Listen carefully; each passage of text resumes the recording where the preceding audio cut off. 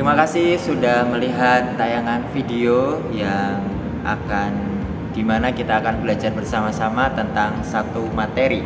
Tapi sebelumnya perkenalkan dulu, nama saya adalah Sandi Argita. Saat ini saya mengajar sebagai guru PPKN di SMA Krista Mitra Semarang. Dan saat ini Bapak Ibu serta anak-anak semuanya, kita akan belajar tentang salah satu materi, yaitu demokrasi.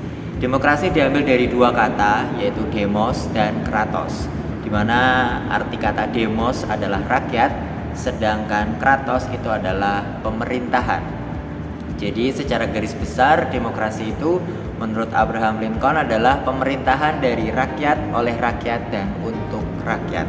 Jadi demokrasi itu memiliki sebuah arti yang rakyat ini memiliki kedaulatan. Rakyat ini berhak dan bebas memiliki hak di dalam sebuah demokrasi. Salah satunya adalah memilih presiden dan juga wakil presiden, lalu juga memilih wali kota, memilih gubernur, memilih bupati, dan juga anggota DPR serta anggota DPRD yang ada di negara kita di Indonesia. Anak-anakku dan juga Bapak Ibu semuanya, selain itu demokrasi juga memiliki sebuah kekuasaan atau lembaga tinggi negara, di mana lembaga tinggi negara itu kekuasaannya dibagi menjadi tiga. Ada kekuasaan eksekutif, ada kekuasaan legislatif, dan ada kekuasaan yudikatif. Untuk kekuasaan eksekutif sendiri itu ada yang namanya presiden bersama dengan wakil presiden. Sedangkan kekuasaan legislatif itu ada DPR, DPD, dan MPR. Sedangkan di kekuasaan yudikatif itu ada Mahkamah Agung atau MA, ada Mahkamah Konstitusi atau MK, dan juga Komisi Yudisial atau KY. Untuk lebih lengkapnya berkenaan tentang lembaga negara, kita akan lihat video berikut ini. Ini dia videonya. Setiap negara pasti punya lembaga negara.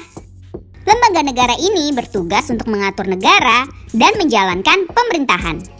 Nah, ada 3 lembaga negara utama di Indonesia, yaitu lembaga legislatif, lembaga yudikatif, dan lembaga eksekutif. Setiap lembaga ini punya susunan dan tugasnya masing-masing. Namun, semua lembaga punya tujuan besar, yaitu menjadikan negara dan rakyatnya jadi sejahtera. Lalu, apa saja tugas-tugas dari ketiga lembaga utama negara ini? Yuk kita cari tahu. Sebelum kita lanjut videonya, jangan lupa klik tombol subscribe dan tombol loncengnya ya. Lembaga legislatif. Lembaga legislatif punya tugas untuk merumuskan Undang-Undang Dasar atau UUD. Lembaga ini terdiri dari Majelis Pemusyawaratan Rakyat atau MPR. Majelis Pemusyawaratan Rakyat atau MPR punya anggota yang terdiri dari anggota DPD dan DPR. Tugas MPR antara lain mengubah dan menetapkan Undang-Undang Dasar, juga melantik serta memberhentikan presiden dan wakil presiden. Dewan Perwakilan Rakyat atau DPR. Dewan Perwakilan Rakyat atau DPR punya tugas mengadakan dan mengesahkan undang-undang negara, mengesahkan anggaran belanja dan pendapatan negara, serta mengawasi jalannya pemerintahan.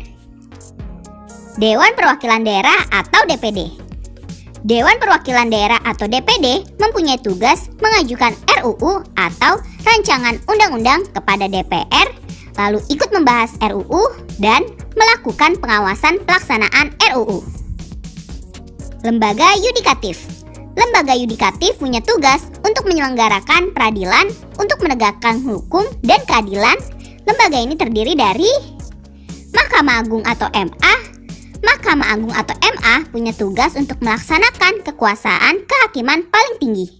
MA membawahi badan peradilan seperti peradilan umum, peradilan agama, peradilan militer, dan peradilan tata usaha negara. Mahkamah Konstitusi atau MK. Mahkamah Konstitusi atau MK punya tugas untuk mengurus tuntutan masyarakat atas kelayakan suatu undang-undang atau peraturan. Mahkamah Konstitusi juga berhak untuk mencabut peraturan yang gak adil dan bertentangan dengan undang-undang. Komisi Yudisial atau KY. Komisi Yudisial atau KY punya tugas untuk mengawasi para hakim dalam memutus perkara maupun keluhan masyarakat terhadap hakim. Lembaga eksekutif. Lembaga eksekutif adalah lembaga yang memegang kekuasaan pemerintahan. Lembaga ini bertugas menjalankan pemerintahan dan pembangunan sesuai undang-undang. Dibanding lembaga yang lain, lembaga eksekutif punya tugas yang lebih luas. Lembaga eksekutif terdiri dari presiden, wakil presiden, kementerian negara, pejabat setingkat menteri, lembaga pemerintah non-kementerian. Presiden dan wakil presiden adalah pemimpin dalam lembaga ini. Namun, dalam melaksanakan tugasnya, presiden dan wakil presiden dibantu oleh menteri-menteri dan lembaga negara lainnya. Nah, itulah 3 lembaga negara di Indonesia beserta tugasnya. Sekarang semakin tahu kan? Demikian video yang tadi kita sudah saksikan bersama-sama berkenaan tentang lembaga tinggi negara. Ada 3 kekuasaan yang ada di dalamnya, ada eksekutif, legislatif, dan yudikatif. Demikian materi yang bisa saya sampaikan berkenaan tentang demokrasi dan juga lembaga negara. Terima kasih atas waktunya, terima kasih atas perhatian yang sudah menyaksikan video ini. Saya ucapkan sekali lagi terima kasih banyak dan sampai ketemu lagi di lain kesempatan. Terima kasih.